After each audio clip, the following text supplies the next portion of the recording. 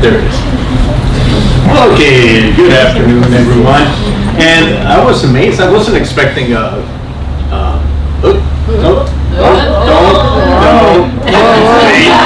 Stay.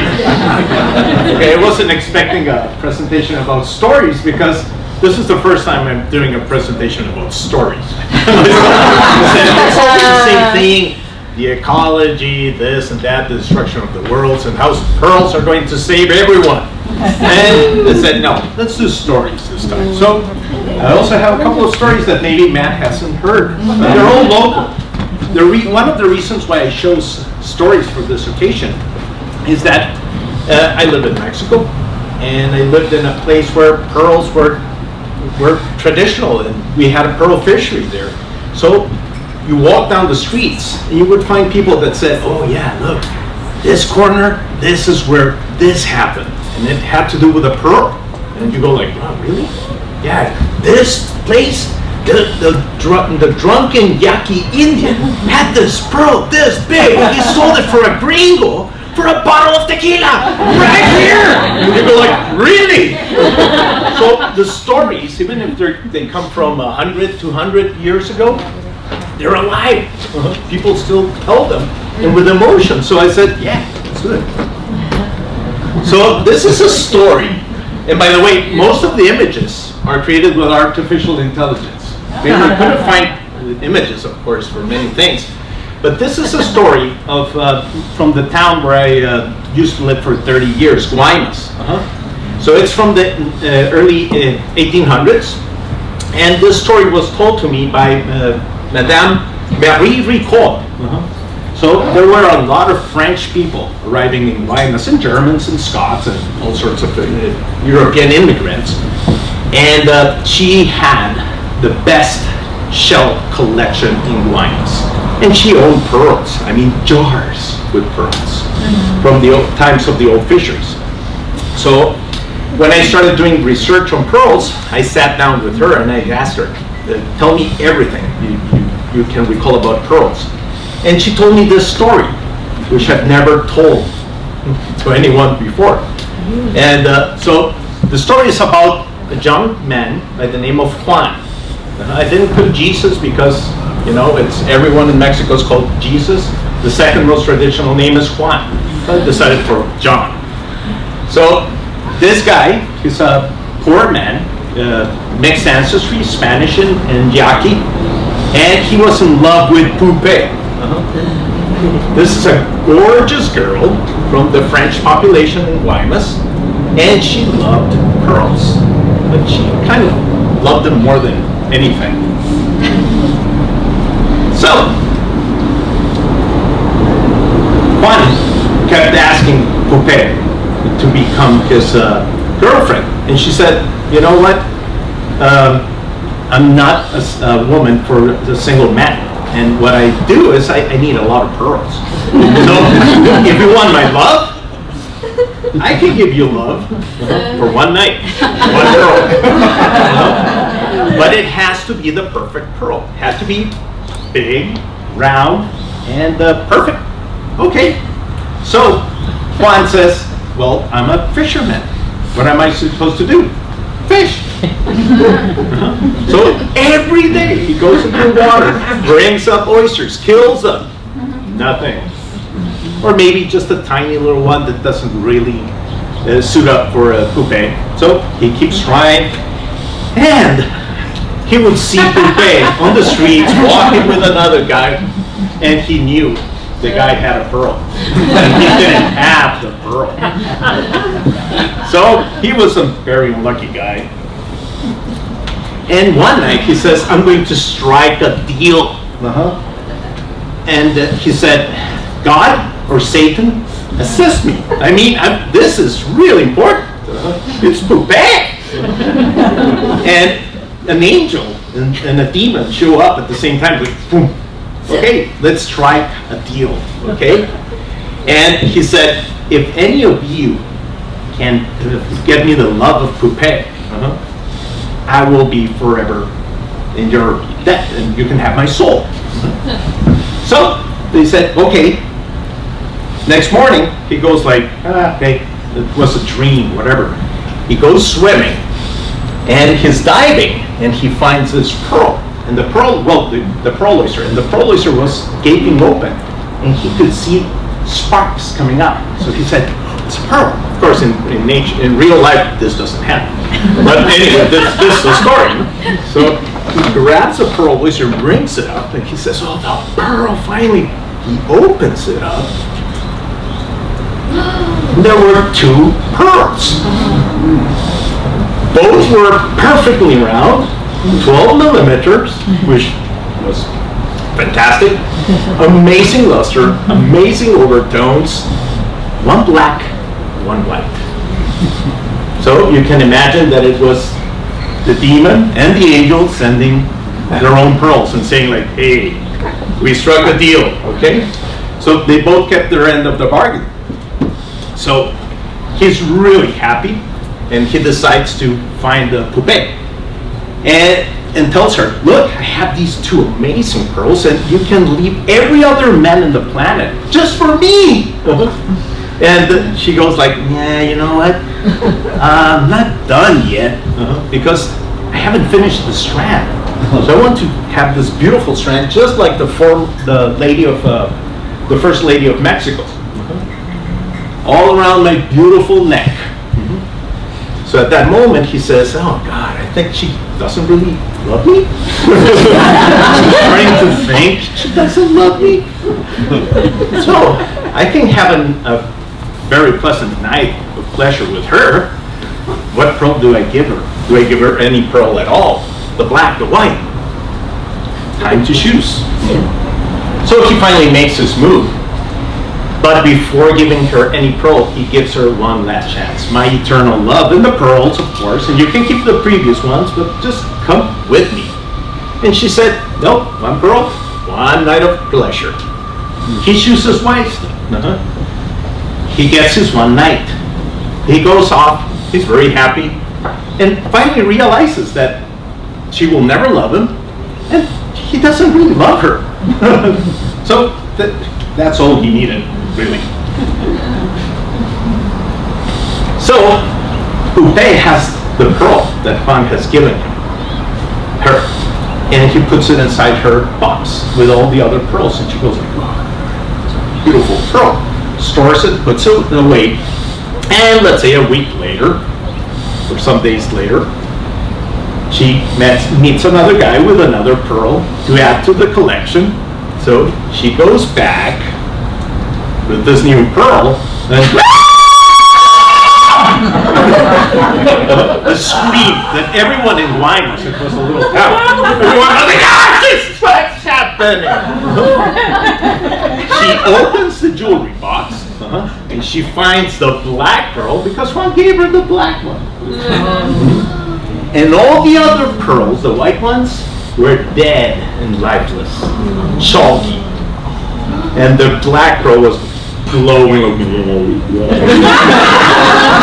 like cannibalizing or vampirizing the rest of the thing. So, the black pearl was really happy.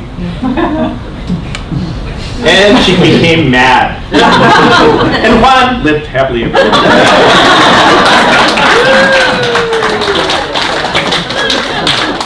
The other story, I was once in La Paz, and I was looking for the traditional pearl diving places where they would get the pearls. I went over to this place, and I was told, this is Punta El Mechudo. Mechudo? Mechudo means mop. And I was going like, what? They were doing something with mops, or the witches here don't have brooms, they used to have mops? What's the deal? Oh, no. There was this guy, a Yaqui Indian. And you know, Yaqui Indians were supposed to be the ones that were the motor behind the pearl industry in Mexico, at least in the Sea of Cortez. So this guy had a huge mane of hair. That's why he was called a mechudo. So this is a Yaqui Indian, typical.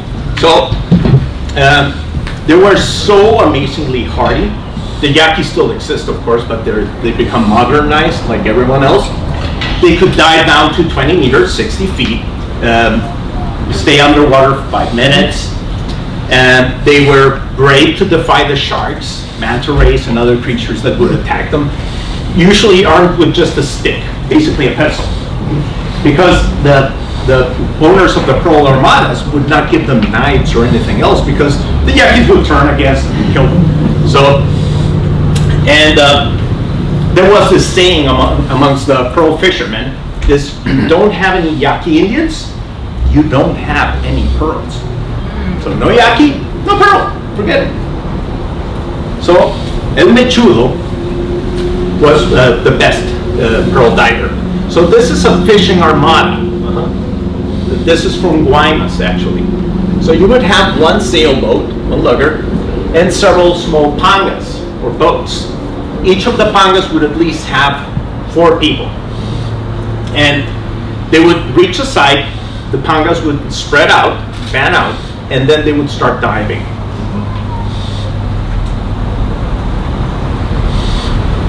They would have a rock as a weight that they would use to go down into the bottom fast, a little catch bag, so they would place the oysters inside. They would only fish during the summer months because in winter it was really cold. And they would usually work 4 hours in the morning, and then after lunch in the afternoon for another 2 to 4 hours, depending on their climate. Now, in those days, it was traditional to get the 10th pearl. So you were harvesting pearls, and you had pearl number 1, pearl number 2, number 3. Number 10 goes to the virgin. So each location would have a little shrine with a virgin. This was highly promoted by the church, I guess. And the most famous of all these virgins was the Virgin of Loreto, the mission of Loreto in Baja California. So this virgin in particular had this mantle on top of her, and every one of those 10 pearls was brought over, drilled, and then attached with thread to the mantle. It was said that once the mantle was really heavy and about to topple the virgin, it was rolled up, the pearls were removed, and then sent to the Pope. It was fashionable, for that reason. So every time the Yaquis were out fishing, they knew they needed that 10th pearl because it offered protection. So El Mechudo, again, he was the best pearl diver of his generation. He would catch more pearl oysters than any other diver. And this long and thick mane of black hair gave him a very unusual appearance. He tied his hair in a knot, so it would fall down around him, and like a hat, it would protect him from the sun. So one day, the story goes that the catch was really bad. The weather was getting worse. El Mechudo was not meeting his quota. I mean, there were other guys winning, and he was going like, "Oh my God, I'm the best. I'm El Mechudo." An ego thing, of course. So the captain of the Armada says, "Okay, guys, let's go. Too windy. Can't see a thing, and it's gonna get choppy. Let's go back." And he says, "Nope, not going back. I'm still going to dive." And they told him, "Mechudo, we have the 10th pearl." So that day in particular, they had already met the quota of 10 pearls, so they would have one for the virgin. They said, "No, I'm not diving for the pearl, for the virgin. I'm diving for Satan's pearl, for the devil's pearl." He was really angry. And he dives in the water and he doesn't come back. Yeah, they told him, "Let's go." He did. So what happened to the poor Mechudo? Of course, he drowned. So a week later, they come back into the area, and they're diving again, and one of the divers, one of the other Yaquis, comes up and says, "I found him. Mechudo's here." So they found him, dead, drowned of course, and his long mane of hair got tangled in a huge fan coral full of pearl oysters. So, and he didn't find the devil's pearl, of course. The thing is that afterwards, the pearl divers in that area would drown, constantly drown, for very stupid reasons. And everyone said, this place is cursed. There was a year that I was in La Paz and someone said, you know, the thing with El Mechudo is that it's also affecting other things. Like what? A plane crash right there where the waters are in Punta El Mechudo. So this is the place. It still exists, and he might have died right around there. That's a punta point. So people in La Paz still talk about this.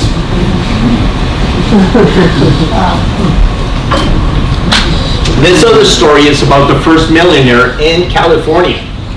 Of course, California in those days looked dramatically different. It was New Spain. It wasn't even Mexico nor the United States. And there was this mission, the mission of San Ignacio in Baja California. And this is the Virgin of Loreto, by the way, okay, because I didn't find one about with the other Virgin in San Ignacio. But the Spaniards were there, and there was this Spanish soldier by the name of Manuel de Ocio. Okay, he was stationed there in this mission, 1739, the year of our Lord.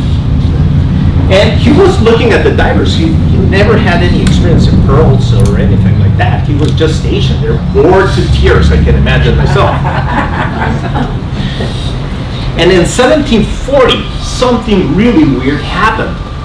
In Mexico, we call it mar de fondo. Somehow, the water from the bottom, you have these very strong currents with kind of like upwellings, and they throw things from the bottom of the ocean. Even large rocks can be thrown into the beach. So thousands, if not millions, of pearl oysters laid on the beach. And one of the natives ran into the mission and said, come and see this. So Manuel de Ocio goes there and he sees all those pearl oysters. And he starts opening up a few and there's a pearl. He opens up another one, there's a pearl. But he was a soldier and he was prohibited from going into the pearl business. So he deserted. Change of the job. And he said, I'm going to become a pearl entrepreneur, a pearler. So that was his vision. He wanted to build a fishing armada. Of course, he didn't have anything, just a couple of pearls that he found. And he didn't know about pearls. So he started diving with the natives and looking at the pearl beds and trying to understand how they worked. And he came up with this invention. Before his invention, you would basically have just a nude diver going down into the bottom with a rock to get there faster, a catch bag, and they would individually cut off the pearl oysters, put them in the catch bag. And Manuel de Ocio found the rainbow lip pearl oyster, the periosterna, which instead of attaching lonely, forms what are known in Mexico as macollos. So basically these are gigantic carpets where the pearl oysters are attached to each other. And he said, hey, you can dive down and you can grab a bunch, and you can grab, let's say, 100 at one movement, with just one movement. He said, what if we do something different? And the other thing he also imagined is, why am I going to open up the shells? It's difficult. You know, have anyone here opened up pearl oysters? How many cuts do you have in your hand afterwards? Yeah, the shell itself is incredibly sharp. And the rainbow lips have spines. I mean, they can become embedded in your fingers, in between the finger and the nail. That hurts. So he said, I'm not going to do that. So he just left the oysters to rot on the beach. So this is, I was doing this at 1 a.m. in the morning. So this would be the representation of a macollo. So he would send divers down, attach hooks to the bottom, and these hooks had ropes all the way up, and with a machete they would kind of like cut portions. Like this is what it's canoe sized. So they would just grab enough to fill the entire canoe. And then they would hoist these up. put them here on the boat, and of course the boat would start kind of like sinking. They would go back to the beach as fast as possible, and then just throw them there on the beach for weeks. And they would rot, and it was so easy just to go grab the shell open with the rotting animal, and the pearls were just gleaming there. It was so easy to find them. And if you wanted the really tiny ones, you would put them in buckets with water, salt water, and just run a sieve, just like a centrifuge, and then filter them. So he obtained every single grain of pearls. He was so amazingly successful. He became a millionaire in less than a year. And he was exporting his pearls all over Europe. And after 7 years, he became even wealthier. He became a cattle rancher, a mining, he owned mines. He obtained a fishing license that allowed only him to fish pearl oysters in this entire area in the Sea of Cortez. No one else, he could pay for that. So he had absolutely no competition, a monopoly. And the gold mine and silver mine he owned still exists. It's Triunfo. But of course, he attracted the attention of unwanted individuals, the robbers. So one night, they show up at his ranch, and they steal from him whatever he had, and they knew he had a lot of pearls. He was said to have these huge ceramic or clay jars lined with leather that had been oiled to protect the pearls, and then he would just dig holes himself and put them all over his property. I mean, I'm going to show you a map of his property so you can see how difficult it would have been to find them. And so they started looking for the pearls, and even today, there's still people. If you go over to El Triunfo, which is a touristic town now, you may find someone. You can't use a metal detector, as you can imagine. You need a pearl detector. They're looking for the pearl cachet. So this green area was his ranch. Here is El Triunfo, right there. And it's just desert, full of rock and shrubs, so it's like, have fun. Now this is the final story, and these previous stories are about things I've never experienced. You kind of like are immersed in the area, you hear them, but this is something that happened to me. It's not part of the story. It's the story of the Virgin of La Soledad, Virgen de la Soledad, the Virgin of Solitude from Oaxaca. Okay? So the first miracle this virgin ever performed was she was being sent from Mexico City to the city of Oaxaca. Oaxaca has like 100 temples. And she was going to be delivered in a monastery so she could adorn the place. And the thing is that she was being drawn in a cart with a donkey. And suddenly the donkey says, "No more, I don't want to budge. No move, no me muevo." And they start beating the donkey. And he says, "No, not moving." They start beating the donkey. Donkey dies. Miracle. Why? I don't get it. And the thing is that what happened next is this. They said, "Okay, let's get the virgin and put her in another cart with another donkey," and they couldn't move the bloody virgin. She had gained weight. So what the people said is, "You know what? This is very logical. You know what? But she doesn't want to be moved." Yeah, right. Yeah. So that means she wants to stay here. So they built a temple around her in that side. By the way, there's a big rock right there, and that's where the donkey died. And people still go and give the gifts to the donkey because he had the first idea, I guess. So you can buy things like this. This is the virgin. And here you can see the little donkey. You see? So this happened in December 1620. Okay? Now, in many places in Europe and in Mexico, the virgins were just given normal, regular clothes, but you know, they're the mother of God, and they deserve to be, you know, outfitted accordingly. So the people of Oaxaca decided to start giving her a full gown, a crown, and everything. I mean, made of gemstones and gold and pearls, of course. And this is the way it looked some time ago. Well, this is the 20th century, sorry. It was stolen in the 1800s. Anyway, in 1909, they decided to redo the whole thing to the exact specifications. So they did the entire thing. This is a flower, an alcatraz flower. It has little natural pearls there. It's made out of solid gold. And I mean, everything is like lavish. And on her forehead, she had one large natural pearl that came from La Paz, from the Sea of Cortez. The crown, as you can see there, it's 2 kilos of gold, just a crown, okay? 600 diamonds. I mean, they were easier to obtain the diamonds than the pearls. In January 10th of 1991, guess what happened? Robbers, once again, go into the cathedral and strip the Virgin naked. So, they take everything.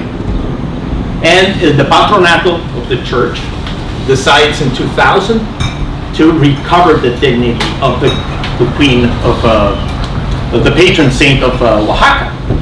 So they say, okay, we have the original design. We know exactly how much it takes in gold, diamonds, emeralds. The emeralds came from Colombia. We'll source them from Colombia. We want everything the way it was. And at the very end, they said, okay, what about the pearl? We need a white natural pearl from the Sea of Cortez. So, 14 millimeters, perfectly round, white colored pearl. And in 2008, the people from the Patronato make a phone call to a small pearl farm in the Sea of Cortez. And they said, we need a pearl. Natural pearl from the Sea of Cortez, these traits. And we told them, well, we don't have natural pearls. We grow culture pearls. So, no, but we have friends that sell natural pearls. Let's see if we can find one for you guys. And no, we couldn't. So, Enrique gets a call from Oaxaca. We have a conclave meeting. And Enrique says, okay, these guys, they need a white 14 millimeter natural pearl from the Sea of Cortez. Okay, this is exactly what I told you. On a second call, when we told them we couldn't find one, they said, okay, let's make it a culture pearl. It's an impossible pearl. Why? Because our average pearl size is 9 millimeters. In those days, some of the largest pearls were just barely 12 millimeters. Not only that, I mean, our pearls are dark, rainbowy colored pearls, rarely white. When we do find pearl oysters with white nacre, but if you have a blue one, you say there are enough white pearls in the world. Let's go after the blue. So we select the donor from the mantle donor with the blue traits, not the white one. So very rare to get white pearls. And most of the large pearls were baroque, not round. So basically impossible. And Don Miguel, the guy from Oaxaca, says, the Virgin just told me, and he was in the church, probably with the Virgin herself right there, and he was trying to like, told him this. Please look for this pearl. So Manuel, one of my former associates, walks out of there going like, it's impossible, we will find the pearl. 30 minutes later, he was looking at all the pearls above 10 millimeters in diameter, and he comes back and, no pearl, I found this one and this one, they're all baroque, they're dark gray, that's it. So, third phone call, Don Miguel said, we told Don Miguel, no, impossible to find this pearl like we told you, but we can send you a Baroque pearl. Won't you like a Baroque 11 millimeter pearl? We have one. Don Miguel says, no, the Virgin says, look harder. And then Manuel is angry. At that moment, she's going, you're wasting my time and everything. And Enrique goes and says, you know what, Manuel? Look at this year's stash. We haven't separated those pearls. We haven't graded them. So there might be one there. So Manuel goes, and he comes back 3 minutes later with his eyes this big. And he goes, you couldn't see a thing. And we looked at it and go like, it was inside a little plastic bag individually because it was a 14 millimeter round, light colored pearl. It was lighter than what you see here. The photo is not that, it wasn't that dark. And it said in a little piece of written paper, Douglas, December 18th, 2006. So I see that I operated on that oyster on December 18th, 2006, and I produced that pearl. Okay? That's fine. So the fourth call, Enrique is the one that calls Don Miguel from Oaxaca. And Don Miguel, yes, yeah, you found it, yeah? And Enrique's going like, and he says, oh, the Virgin told me this would happen, so it's just matter of fact. Now, how much do you want for the pearl? And we were speechless because this was one of the largest round pearls from the Sea of Cortez ever produced, and it had a value that we couldn't even fathom at that moment. I mean, it wasn't $1 million or anything like that, but it was probably the most pricey Cortez pearl ever produced as a culture pearl. And we told them, we'll tell you later. So we had a conclave. We decided to give the pearl away. Just told them, have this pearl because it's for something good. It's for our heritage as a nation. It's a gift. And he said, yeah, the Virgin told me you were a good guy. And you wouldn't charge anything. But you know what? She will pay you 3 times more than that pearl is worth. And we said, yeah, sure, whatever. We sent the pearl. And here is, this is Don Miguel with the priest. This is these are all pearls from our farm as well, but smaller, of course, with the large golden alcatraz. But this is how the pearl on the forehead ended up looking like. It looks darker. Again, bad photos. We had bad cameras in those days. And here you can see how they're making the headpiece. This goes before. This is the original one, and this was the new one, made with the emeralds and everything, and the pearl. Wow. All handmade. So, this is, I took this photo. She's behind now a glass pane. You know, there's security lasers and people, snipers.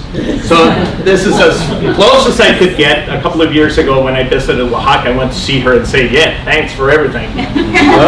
Because the next year, it was payback. Remember, Don Miguel said, oh, she'll repay you. Yeah, sure. So, December 18th, 2009, okay? Enrique and I, Manuel was not there because he was away on vacation, and we were seeing oysters just in the cold, in the lab, and suddenly Enrique makes us a weird squeaking noise, something like, and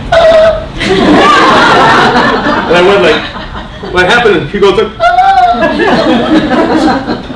Enrique, what's happening? Are you dying or something? He turns to me and goes like, and I stand up and I go and look inside the oyster. There was this 14 millimeter, perfectly round, black pearl. Wow. Natural. Oh, I thought I had a photo of the pearl. I didn't finish the presentation as I wanted. It was an amazing pearl. We sold it for like $20,000. So yeah, we were repaid. And guess what happened? 2010. Again, December 18th. And we found the pearl, and that occasion it was me that found the pearl. It was a perfectly round 14mm white pearl. It wasn't as pretty as the previous one. And the last year, 2010, another pearl, another natural pearl. And that was the last. After that, we were not giving any more pearls. But the date, I mean, remember that the pearl I seeded on December 18th. And every December 18th, we were given a pearl. That's the day of the Lady of Solitude. James. It was like, oh God, this is amazing. That's weird. And I'm not a believer. At least not in the church. Thank you, everyone.